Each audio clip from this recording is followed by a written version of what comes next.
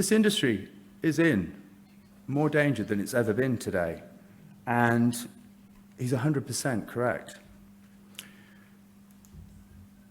The balding male deserves better, and I set about personally doing my best to make it a safer place, and I bared my soul along the way in order to help generate awareness in the hope to help more people achieve a much safer, more positive experience.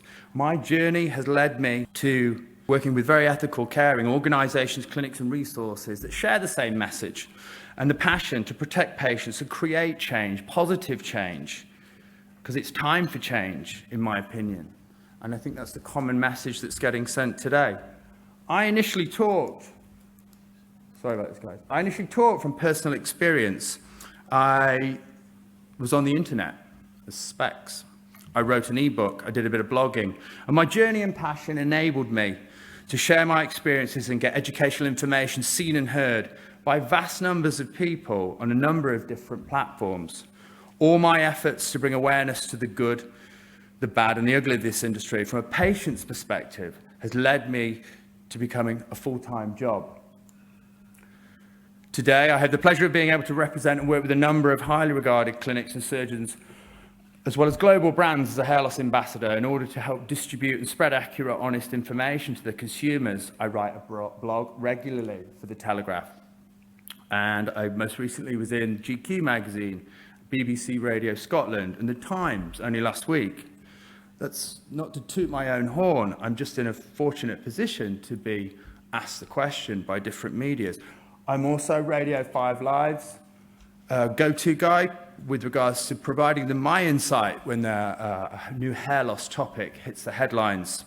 And I'm very fortunate to also work in the mainstream media, but also with our esteemed colleague, Spencer Coburn. For the past 6 years, I've co-hosted the Bald Truth UK, which invites men to call in and share their issues and anxieties. The Bald Truth, as we all know, is intrinsically connected to the IAHRS. And there are outstanding organisations that champion the rights of the rights and the well-being of patients every single day. They serve to protect the patient with the truth in a safe arena, so that people can get informed and make the right decision. They provide a secure place of immediate, unbiased value, and I strongly believe in their message, and I strive to protect the welfare of the industry's patients, both physically and emotionally, as well as making doctors stand accountable too. The journey I've been on has enabled me to have a fundamental understanding of this field, I'd say, and the psychology of patients, because I am a patient. I get it. I've been in the coalface, I'm deep in the trenches every day and have been for over 15 years, like a number of guys on the panel here today.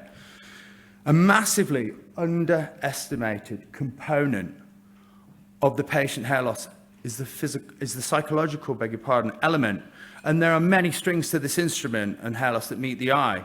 There are many worrying components, several moving parts to the patient once committed to treatment who need nursing and help. And there's several layers of anxieties associated with it. And by adding this layer of understanding into your practices, you'll arm yourselves and get in touch with the patient and become much more in tune with what the patient needs and be able to support them. On the one side of this field, there's the good, honest, ethical doctors and clinics who simply want to help their patients with the best of their ability. And in time, they also want to earn a fine living. Who wouldn't? And on the other side, there's the pop-up clinics, the tropical island getaway practices, the poorly trained turnkey operators, the guys who prey on the vulnerabilities of their clients' insecurities, making empty promises and ruining lives in the process, and have tech-driven clinics. And these clinics are far from relevant. They're chances at best. This industry has become an even bigger minefield than it ever was. And the thing is, while the pop-up clinics out there are not too concerned with keeping up with their skills and improving themselves and investing in state-of-the-art equipment, they're absolute experts in snake oil salesmanship. They've mastered social media. They've mastered Google rankings. Alarmingly, they've mastered critical mass. In combination, when clinics make their practices ridiculously and dangerously affordable, they aim for volume, and far too many corners get cut. In combination, beg your pardon, this is why it drives my passion to put patients in touch with organisations and resources and doctors that essentially care.